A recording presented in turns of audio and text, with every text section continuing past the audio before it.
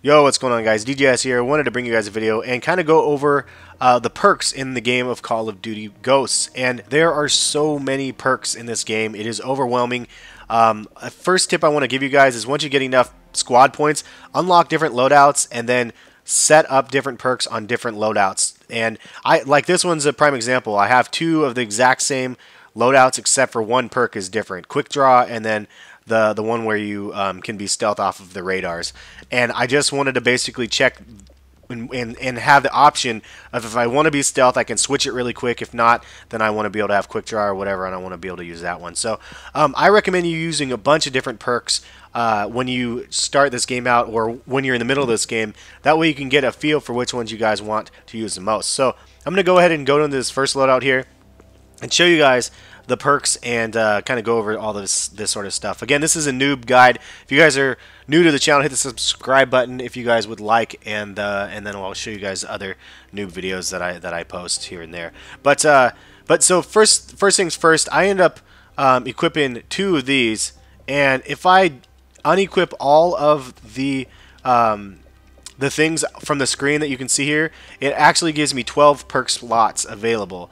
But I don't want to just run around with that. I want to run around with a gun. And so if you put on a gun, it gives you the option to put on two different attachments, and you can put on both attachments, and it only takes away one different slot from the perk area. So the loadouts are way different than any other Call of Duty.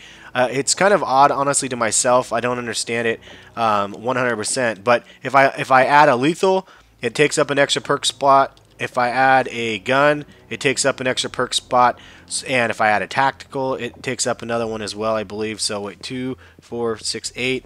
If I remove the tactical, now I have 9. If I remove this, I have 10. If I remove this, I have 11. So for me, I like to add max amount of perks. I don't need a secondary. I don't need lethal or tactical. I really want to use the perks as much as I can. So let's take a look at these things. As you can see, they have tons of different sections of perks now. There's 7 different sections: speed, handling, stealth, awareness, resistance, equipment, and elite. And then for each of those tiers of perks, there's 5 different perks. So that's 35 different perks. Talk about overwhelming. 35 different perks that you can select in this game, and they're not tiered as the way they were in previous games where you had 3 different tiers of different perks. These things are set up so you can choose any of them, but they have point values. As you can see on the left hand side, there's 11 spaces, so I can select enough perks so it takes up 11 spaces. Now if I wanted to, I could select all number 1 perks here, and that's what, 7, 8 perks, 9, 10. And well, actually, I guess I probably don't want that one. I can do a 3-1 right here, and that takes up the rest of it. So that is 11 perks slots if I wanted to do it that way. But you mix and match these things so basically so you can assign all of the perks that you can on the screen, and it will take up all of the spaces available. The hard part is choosing which perks you want to end up using. So if you want to use a silent class, something that where you're running around and just trying to be quiet and stealth-like, obviously there's a stealth class here. Kill enemies without revealing their death locations. Undetectable by air support, oracle systems or sentries. Move silently, dead silence, we know that one.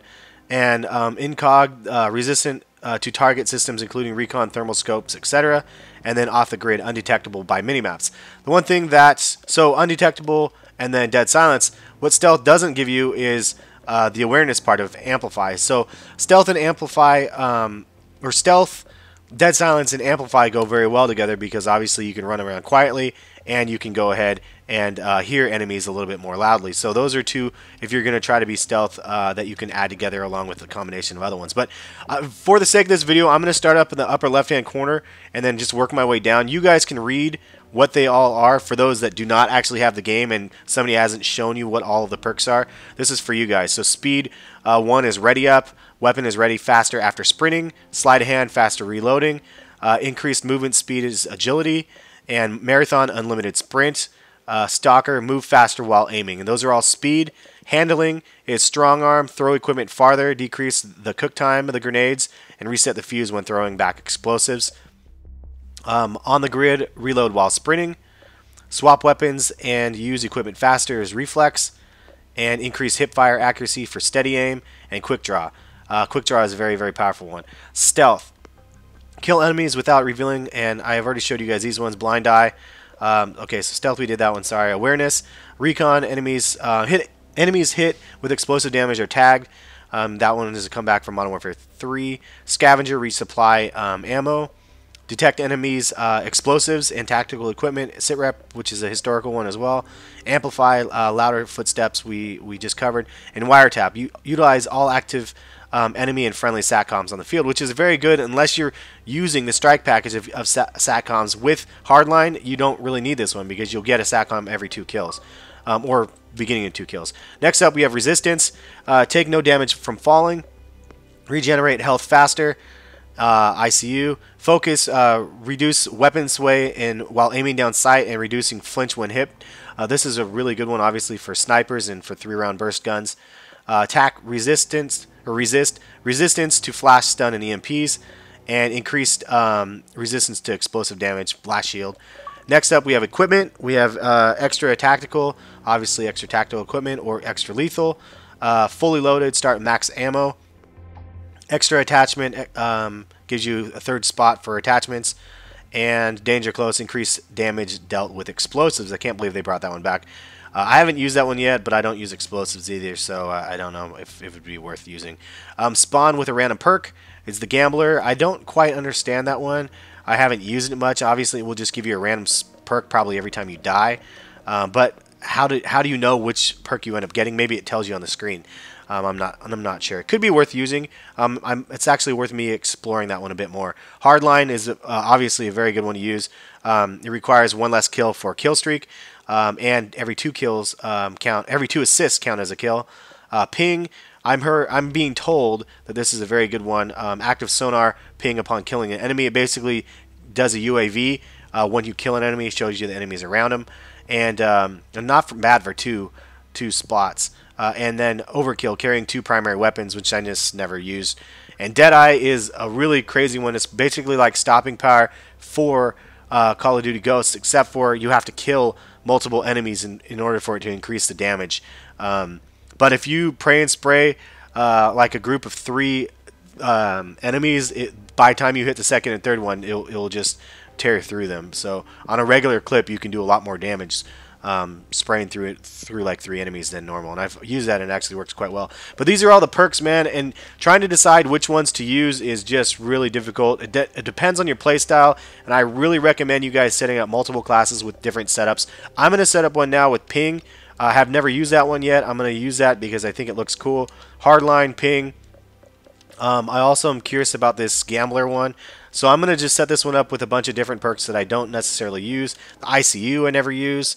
So this is not going to be a stealth class for me with Dead Silence and Amplify. I already kind of have that one set up. So I have 4 spots left. I could do Danger Close if I wanted to. Actually, I'm curious about that. So let's see here. Let's try that one. And then I also wanted to try this launcher out because the Panzer. Does it take away? Yeah, it took it away. So as soon as you equip it, it does remove the other one. So now I still have the 2 spot left here. So 2 other ones. I guess I could do Focus or Dead Silence. I'm gonna do Dead Silence just for fun. So that's the loadout. Sorry, I bit my tongue the other day. It's actually really hard to talk. That's the loadout that I'm going with this time. But I recommend you guys trying these out in different combinations. Leave comments. Let me know what your favorite combinations are. I will do maybe different loadouts examples if you guys want for you guys, just to see what else is available. But I think it's really cool that they have so many out there that you can choose from. There's lots of different things to do. Also, when you end up doing something like this loadout here with the specialist package, it gives you tons and tons of different options to add in extra perks, obviously. But you don't get all of them when you unlock all of when you get all 7 kills or 8 kills, 11 kills. It doesn't give you all of the perks. It gives you the other perks that you select. But that's all we got. Have a good one, guys, and check back for more videos. Subscribe if you guys are new to the channel, and we'll catch you guys later. Peace.